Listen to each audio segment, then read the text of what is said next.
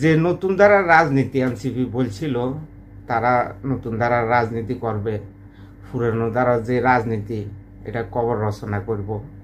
তো ওই দুর্নীতিবাজ সাদাবাজ লোক দিয়ে কি নতুন ধারার রাজনীতি সম্ভব? বাংলাদেশের জনগণ মনে করে কোনোভাবে সম্ভব না।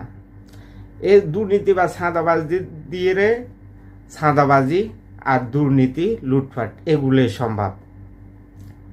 এতে জনগণের কোনো উপকারে আসবে না এই এনসিপি নামের দলটাকে দিয়ে রে, কারণ তারা নিজের স্বার্থে রাজনীতি করতে আছে।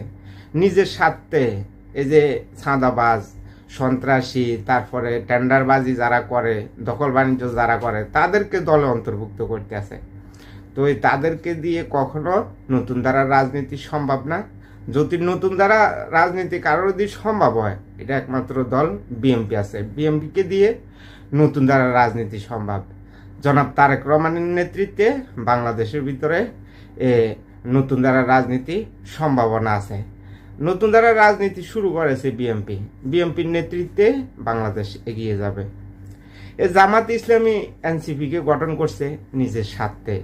ও যেভাবে আওয়ামী লীগ এই এরশাদের দল জাতীয় পার্টিকে তারা গৃহপালিত দল হিসাবে তাদেরকে রেখেছিল, ঠিক একইভাবে এখন বর্তমানে জামাত ইসলামীও এনসিপিকে গৃহপালিত দল হিসেবে রাখতে আছে। দেখবেন কয়েকদিন বাদে শুনবেন এই জামাত ইসলামী বলা শুরু করব যে আমাদের দয়া মায়া তোরা 4-5 জন এমপি পাইছস, নয়তো তোদের অস্তিত্ব থাকতো না বাংলাদেশের ভিতরে। আমরা সমর্থন দেওয়ার কারণে আজকে তোরা দল গঠন করতে আসছস, আমাদের লোক দিয়ে রে তোদের দল পরিচালনা হয়েছে। এই কথাবার্তাগুলো বলবে জামাত ইসলামী, কারণ জামাত ইসলামীর বট বাহিনী গুপ্ত বাহিনীদেরকে এনসিপিতে সাপ্লাই দিছে, সাপ্লাই দিয়ে এই দলটা গঠন করছে।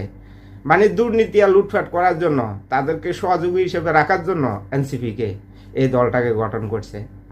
এই দলটা যখন গঠন হয় পরামর্শ দিয়েছিল এই জামাত ইসলামী এই দলটা গঠন করার জন্য, যেহেতু লুটপাট দুর্নীতি করে খাইতে পারে। এই যে তারা বলল বাংলাদেশের জনগণকে তারা নতুন ধারার রাজনীতি করব, তো এটা বুঝি তাদের নতুন ধারার রাজনীতি।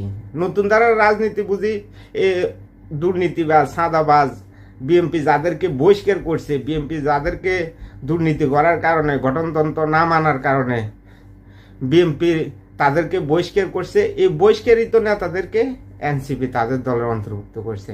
তো তাদেরকে দিয়ে কিসের সুস্থ ধারার রাজনীতি হবে? তাদেরকে দিয়ে কিভাবে যে নতুন ধারার রাজনীতি পরিচালনা করব? কোনোভাবে সম্ভব না।